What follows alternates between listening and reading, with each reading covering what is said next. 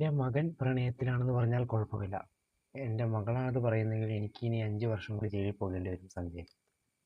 എന്താ കഴിഞ്ഞ് കഴിഞ്ഞാൽ പുള്ളിയുടെ മകള് പ്രണയിക്കണേ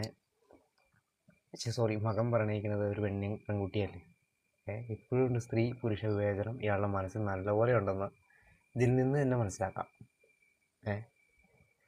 അയാൾ മോളെങ്ങാണ്ട് പ്രണയിച്ചു കഴിഞ്ഞാൽ ഒന്നെങ്കിൽ മോളെ ആയിരിക്കും ഒന്ന്, അല്ലെങ്കിൽ ആ പ്രേമിക്കുന്ന അർത്ഥം.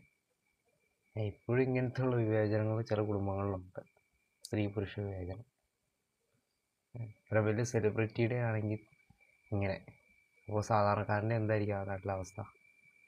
പലർക്കും ഇപ്പോഴും ഉണ്ട്. പെൺകുട്ടി ഇപ്പോഴും രാത്രി വൈകി വന്നു കഴിഞ്ഞാൽ അവൾ മോശക്കാരി, ആൺകുട്ടികളാണെങ്കിൽ അത് ഹീറോ. അങ്ങനെ ഇപ്പോഴും ഈ വിവേചനങ്ങളുണ്ട്. അപ്പോൾ തീർച്ചയായിട്ടും ഇതുപോലത്തെ വിവേചനങ്ങളൊക്കെ തെറ്റിദ്ധാരണകൾ ഒഴിവാക്കേണ്ടതാണ്. കാരണം പ്രണയിക്കുന്നത് മോശമാണ് അല്ലെങ്കിൽ പ്രണയിക്കുന്നത് നല്ലതാണെന്നൊന്നും ഞാൻ പറയുന്നില്ല. അതൊക്കെ പ്രണയം ഓരോരുത്തരുടെ ഇഷ്ടമാണ്. ആണായാലും പെണ്ണായാലും സ്വന്തം നിലനിൽപ്പ് നോക്കി, അതായത് സ്വന്തമായിട്ട് വരുമാനം, സ്വന്തം കാര്യം നിൽക്കാൻ ഉറപ്പുണ്ടെങ്കിൽ മാത്രം. കാരണം ഓപ്പോസിറ്റ് ഒരാൾ എപ്പോഴും ചതിക്കുമെന്ന് അവനോ അവളോ എപ്പോഴാണ് ചതിക്കുന്നതെന്ന് പറയാൻ പറ്റില്ല. അപ്പോൾ സ്വന്തം കാലിൽ നിൽക്കാൻ പ്രാപ്തി ഉണ്ടായതിന് ശേഷം മാത്രം പ്രണയിക്കാൻ പോവുക, ആൺകുട്ടിയായാലും പെൺകുട്ടിയായാലും.